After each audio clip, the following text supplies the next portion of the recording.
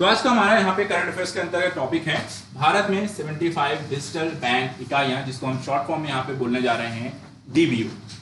DBU के दृष्टिकोण से या डिजिटल बैंकिंग यूनिट्स में यहाँ पर देखा जाए तो हम एक ग्राफ के थ्रू यहाँ पे चीजों को समझ लेते हैं।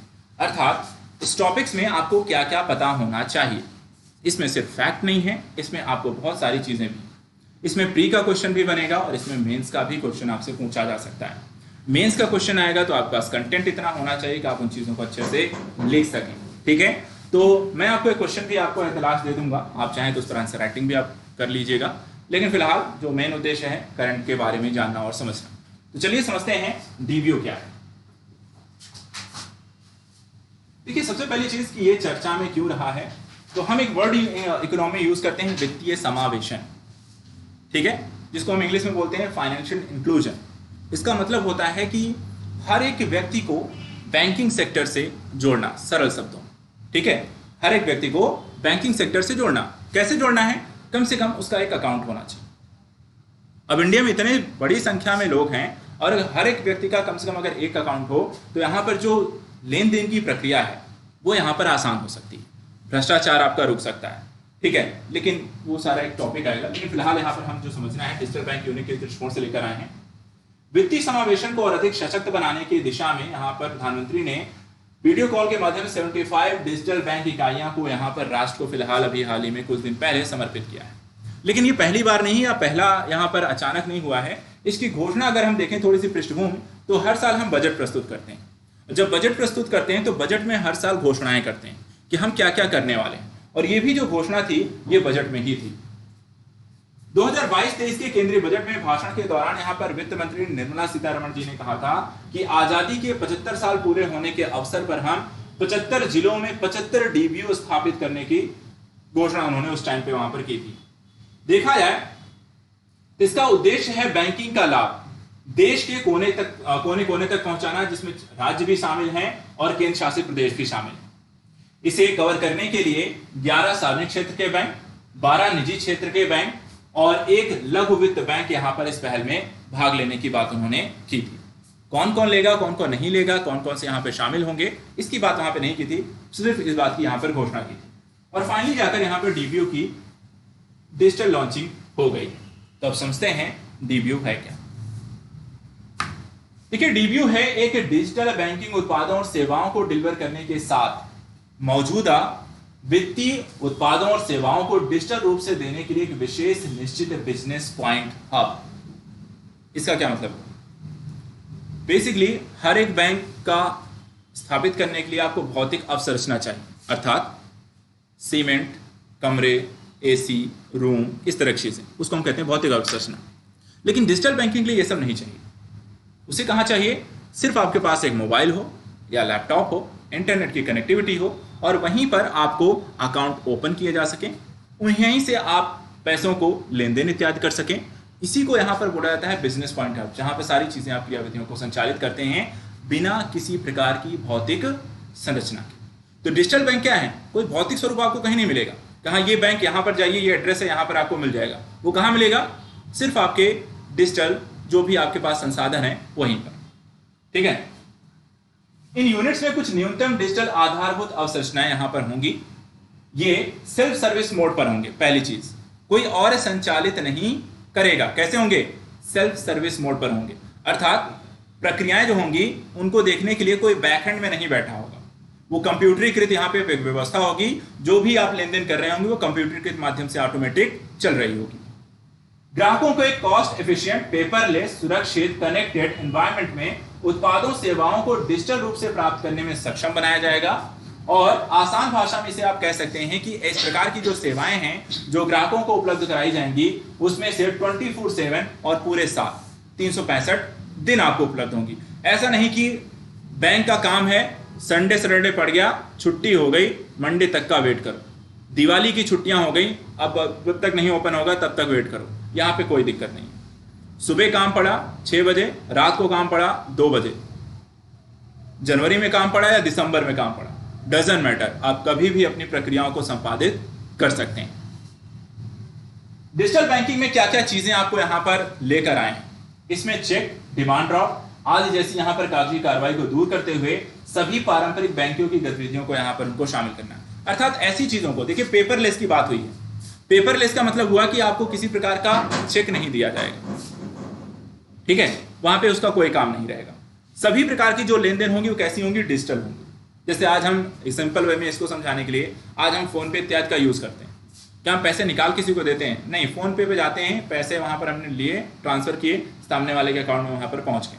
लेकिन वो क्योंकि उनके बैकएंड में क्या है, एक बैंक वहां पर ओपन है, वहां पर वो सारी चीजों गतिविधियों में करते हैं। यहाँ पर इन डिजिटल बैंकों में ऐसा कुछ नहीं है, ठीक है। ये बैंक बने होंगे, यहाँ पर आपका अकाउंट ओपन होगा, आप पैसे इत्यादि यहाँ पर चीजों को डिजिटली अपने बैंक से इस बैंक में ट्रांसफर कर सकते हैं और फिर इसी बैंक से आपको अपनी सारी गतिविधियों को संचालित कर सकते हैं। वहां पर किसी बैंक एरिया में जाकर कोई अकाउंट खोलने की भी जरूरत नहीं पड़ेगी। आप घर बैठे बैठे मोबाइल ओपन किया, इस यूनिट्स को वहां पर डाउनलोड किया, उस पर अपना अकाउंट इत्यादि को ओपन किया और आपने पैसे जो मेन बैंक से वहां से ट्रांसफर करके इसमें डाले और चीजों को संचालित कर दिया, ठीक है।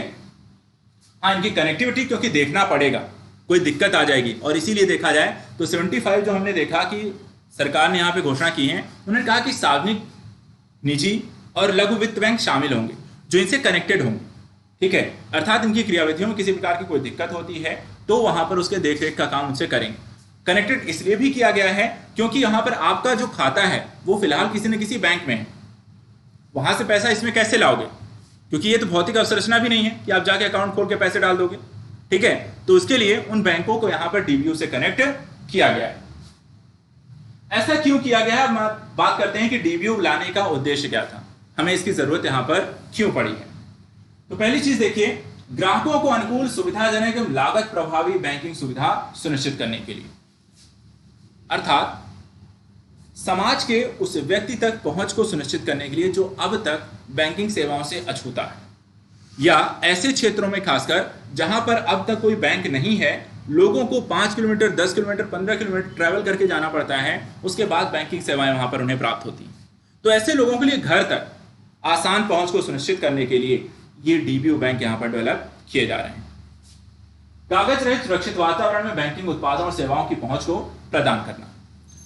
साथ ही साथ यह भी सुनिश्चित किया गया है कि हर एक प्रक्रिया को लेकर के एक नियम को निर्धारण, अर्थात ऐसा नहीं है कि गैर कानूनी तरीके से इनको बनाया जा रहा है, इसलिए इनकी स्थापना के कुछ नियम भी बनाए गए कि यहां पर डिजिटल बैंक यूनिट कैसे बनाई जाएंगी। पहली चीज, क्योंकि बैंकिंग सेक्टर को रेगुलेट करने का काम किसका है, आरबीआई का है, ठीक है। तो यहां पर देखिए, आरबीआई के द्वारा जारी दिशा निर्देशों के मुताबिक बैंकों की डिजिटल बैंकिंग इकाइयों को बैंकिंग आउटलेट के रूप में यहां पर माना जाएगा, अर्थात डीबीयू को हम क्या मानेंगे, एक बैंकिंग आउटलेट के रूप में स्वीकार किया जाएगा। पिछले डिजिटल बैंकिंग अनुभव को सभी अनुसूचित वाणिज्यिक बैंकों को टीयर 1 से टीयर 6 केंद्रों में डीबीयू खोलने की अनुमति। टीयर 1 टू टीयर 6 का मतलब होता है विकसित देशों, मतलब कि क्षेत्रों से लेकर के, जैसे महानगर हो गए, उनको हम टीयर 1 में के अंतर्गत रखते हैं, और गांव इत्यादि जो आ गए आपके, ठीक है, क्रमबद्ध तरीके से इनको हम उनको टीयर 6 के अंतर्गत रखते हैं, आप कहीं भी खोल सकते हैं, इनका मतलब ये। इसके अलावा डीबीयू की स्थापना के लिए प्रत्येक मामले में आरबीआई से अनुमति लेने की जरूरत नहीं होगी। तो एक और चीज थोड़ा सा आसान बनाया गया है, रूल्स रेगुलेशन को थोड़ा सा इसमें इजी किया गया है। इसके अलावा ग्रामीण bank, payments bank, local area bank की यहां पर इन यूनिट्स की स्थापना की इजाजत नहीं दी गई है, तो कोई आरआरबी नहीं ओपन करेगी। कोई भी पेमेंट्स बैंक जैसे कि आपको एटीएम हो गया, ठीक है, ये लोग भी नहीं ओपन कर सकते हैं। कोई भी लोकल एरिया बैंक जैसे उत्तर प्रदेश ग्रामीण बैंक हो गया, ये भी लोग ओपन नहीं कर सकते हैं, ठीक है। तो वहां पर क्या है कि आपको पर्टिकुलर जो विशेष बैंक है, जो सार्वजनिक बैंक है, जो शेड्यूल कमर्शियल बैंक है, उन्हीं के द्वारा ये ओपन किए जाएंगे। जैसे आपका एसबीआई हो गया, पीएनबी हो गया, एचडीएफसी हो गए, आईसीआईसीआई हो गए, ये जो बड़े बैंक है निजी सेक्टर के और साथ ही साथ आपके प्राइवेट सेक्टर के, सॉरी पब्लिक सेक्टर के, इनके द्वारा ये आपको ओपन किए जाएंगे। इसके बाद आता है कि सेवाएं क्या क्या आपको दी जा रही हैं डीबीयू के माध्यम से। तो पहला जो सेवाएं यहां पर आपको मिलेगी कि आरबीआई के अनुसार प्रत्येक डीबीयू कुछ न्यूनतम डिजिटल बैंकिंग उत्पादों सेवाओं की पेशकश करनी होगी। कौन कौन सी होंगी वो भी यहां पर देखेंगे। ऐसे उत्पाद डिजिटल बैंकिंग सेगमेंट की बैलेंस शीट की देनदारियों और परिसंपत्तियों दोनों पक्षों से संबंधित होने चाहिए। जो भी यहां पर लेन देन होगा, एक बैलेंस शीट का मतलब होता है क्या कितना पैसा आया और कितना पैसा गया, उसको मेंटेन करने के लिए यहां पर बनाई जाती है बैंकों में बैलेंस शीट। इसमें आपको लोन भी शामिल होता है। लोन अगर आपको वहां पर नहीं आता है, अर्थात वहां पर उसको रिटर्न नहीं आया है, तो उसी बैलेंस शीट को मेंटेन करना होता है और वहीं पर आपको दिखाना होता है एनपीए। एनपीए यहां पर अगर आपका किसी भी उसी बैलेंस शीट से ही पता किया जाता है। किसी भी बैंक का अगर एनपीए बढ़ने लगता है तो वहां पर फिर आरबीआई जो होती है उनको कुछ रूल्स रेगुलेशंस वहां पे लगाती है कि आप किस तरीके से मेंटेन करें। और देखा जाए भारत के बैंकिंग में एनपीए एक बड़ा मुद्दा है, ठीक है, जिसे हम कहते हैं नॉन परफॉर्मिंग एसेट्स या फिर गैर निष्पादनकारी परिसंपत्तियां। तो यहां पर देखा जाए तो इन चीज की भी बात करते हैं कि इन बैंकों को भी क्या करना होगा, बैलेंस शीट आपको मेंटेन करनी पड़ेगी। इन सेवाओं में विभिन्न योजनाओं के तहत बचत बैंकिंग अर्थात सेविंग जो अकाउंट्स आपको होते हैं ओपन कर सकते हैं। Internet banking, debit card, credit card इत्यादि यहां पर आपको शामिल होंगे। लाभ क्या है? इस प्रकार की जो इकाइयां हैं उसमें देखा जाए तो बैंकों की भौतिक अवसंरचना से परे एक हल्के चेकिंग दृष्टिकोण को पूरा करने में मदद करना, अर्थात बहुत सारा जो तामझाम है बैंकिंग का उससे आपको निजात दिलाना है। आसान प्रक्रियागत नियमों के माध्यम से आपको बैंकिंग सेवा से जोड़ देना है। यह कदम ऋण प्रवाह को बढ़ावा देने के साथ साथ सेवा प्रदाता के लिए ग्रामीण बाजार की राह खोलेगा। और सबसे जरूरी जो डीबीओ की उद्देश्य है वो उन ग्रामीण क्षेत्रों तक पहुंच को बनाना, क्योंकि हमारा ग्रामीण क्षेत्र ही बैंकिंग सेवाओं से या फिर हम जो कॉन्सेप्ट लेकर आए थे वित्तीय समावेशन से वो अभी तक पूरी तरीके से जुड़ा नहीं हुआ है। और इसके लिए क्योंकि खर्चा बहुत आ जाता है, ग्रामीण क्षेत्रों में कई गांव में जो होती संख्या बहुत कम होती है और इस लिहाज से बैंकों का जो होता है डेली बेसिस का जो खर्च होता है वो बहुत ज्यादा हो जाता है और इसलिए वहां पर बैंक बहुत ज्यादा ग्रामीण क्षेत्रों में स्थापित नहीं करना चाहते। तो इस समस्या को यहां पर कम करने के लिए भी डीबीओ को लेकर आया गया है। ऐसी इकाइयों की स्थापना भौतिक रूप से किसी नई शाखा की तुलना में सस्ती होगी, क्योंकि किसी प्रकार के इंफ्रा आपको नहीं बनाना है, ठीक है। तकनीक के जरिए बेहतर ग्राहक अनुभव भी यहां पर आपको प्रदान किया जाएगा। सिर्फ टेक्नोलॉजी बेस्ड है और टेक्नोलॉजी से यहां पर लोगों को जोड़ा जाएगा।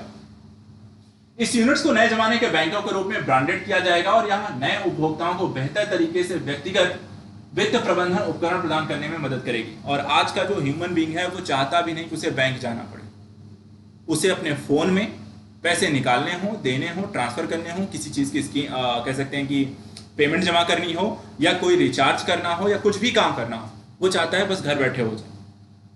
ये सिर्फ ग्रामीण क्षेत्रों की बात नहीं, ये शहरी क्षेत्र में रहने वाले लोगों को जिनके पास आसपास बैंक हैं भी, वो भी बैंक नहीं जाना चाहते। तो इसको इस तरीके से यहाँ पे ब्रांडेड भी बनाया जाएगा कि आगे चलकर डीबीओ को हम एक बेहतर विकल्प के तौर पर लोगों के लिए प्रस्तुत कर सकें।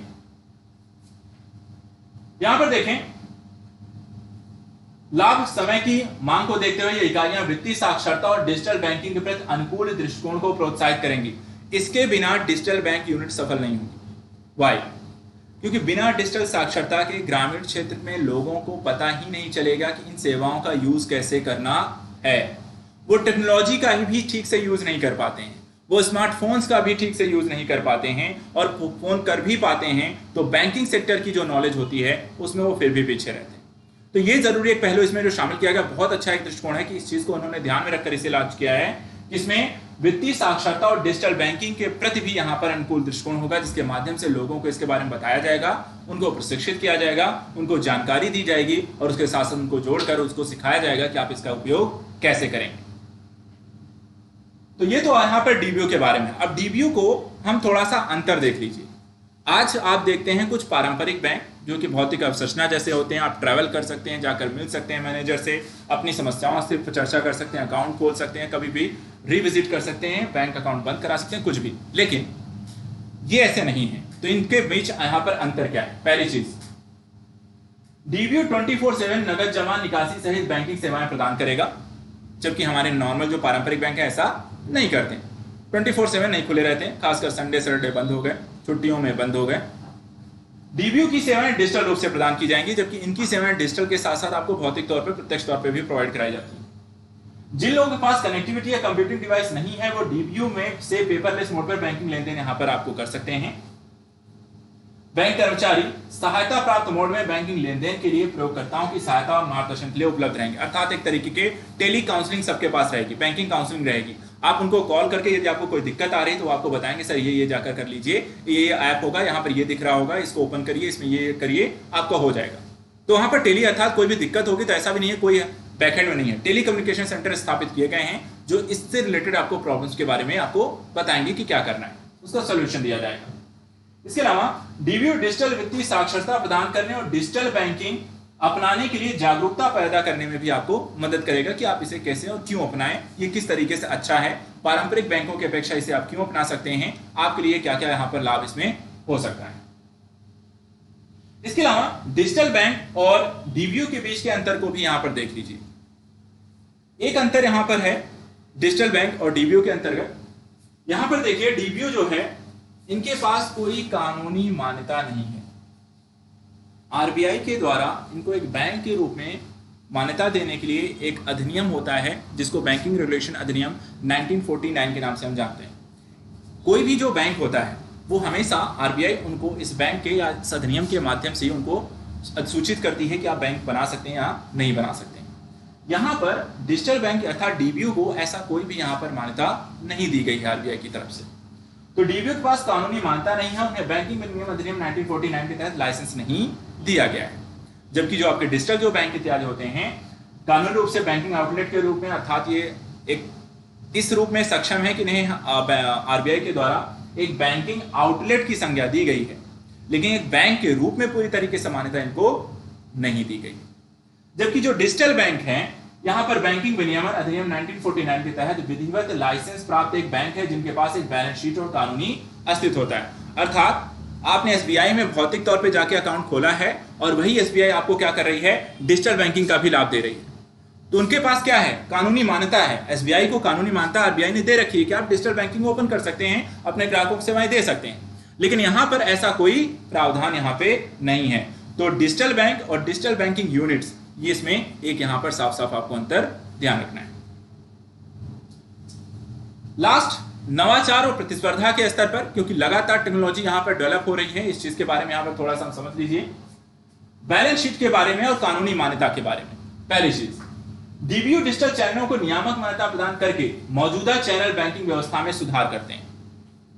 हालांकि वे प्रतिस्पर्धा पर यहां पर चुप्पी साधे हुए हैं कि किस तरीके से आप, अगर कोई प्रतिस्पर्धा की डेवलपमेंट होती है, आप या इनको अलग से आप ज्यादा प्राथमिकता देंगे क्या, जैसे आप ब्रांडेड इत्यादि करें, क्या बाकी बैंकों को आप पीछे छोड़ देंगे, क्या उनको उतनी यहाँ पे तवज्जो नहीं दी जाएगी, तो इसको लेकर यहाँ पर पूरा क्लैरिटी आपको दिखाई नहीं देती है। डीबीओ दिशा निर्देश स्पष्ट रूप से बताते हैं केवल मौजूदा वाणिज्यिक बैंक डीबीओ स्थापित कर पाएंगे। जैसे वहां पे हमने देखा 11, 12 और 1। 11 आपके सार्वजनिक क्षेत्र के हैं, 12 आपके निजी क्षेत्र के हैं और 1 आपका लघु वित्त बैंक है। इसके विपरीत यहाँ प्रस्तावित डिजिटल बैंकों के लिए लाइसेंसिंग और नियामक ढांचा, प्रतिस्पर्धा, नवाचार आयामों के साथ यहाँ पर अधिक सक्षम इसे आगे इन फ्यूचरिस्टिक रूप से डेवलप किया जाएगा। अर्थात प्रारंभिक अवस्था इसकी यह है और इसे धीरे धीरे धीरे इस पर और काम किया जाएगा, इसे और भी बेहतर और इसे और भी ज्यादा सक्षम बनाया जाएगा। तो ये है आपका डीबीओ यानी कि डिजिटल बैंकिंग यूनिट्स, जो इन फ्यूचर आपको भी वहां पर दिखेगी। इसकी घोषणा की जा चुकी है और आने वाले टाइम में आपको डिजिटल बैंकिंग यूनिट्स आपको काफी सारी यहां पर दिखेंगी, कम से कम 75 तो आपको दिखने वाली। ठीक है, तो इस पर एक काम करिए। एक मैं आपको क्वेश्चन देता हूं मेंस के लिए, आप आंसर राइटिंग आई होप आप लोगों की हुई है कुछ टाइम पहले, तो लिखिएगा, क्वेश्चन लिखिए। भारत में वित्तीय समावेशन, भारत में वित्तीय समावेशन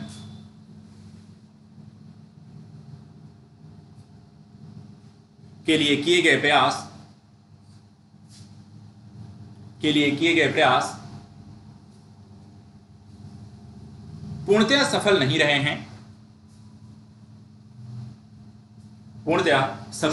हैं, हाल ही में घोषित digital banking unit, digital banking इकाइयां इस दृष्टिकोण से कितने प्रभावी हो सकते हैं, इस दृष्टिकोण से कितने प्रभावी हो सकते हैं, इसके विभिन्न पक्षों का समीक्षात्मक मूल्यांकन कीजिए, इसके विभिन्न पक्षों का समीक्षात्मक मूल्यांकन कीजिए। 200 शब्द में इस क्वेश्चन की आपको आंसर राइटिंग करनी है, वर्ड्स लिमिटेशंस रहेंगी। क्वेश्चन आपको दे दिया गया है, तो कल हम बाकी चीज़ों को लेकर डिस्कस करेंगे। आज के लिए इतना ही।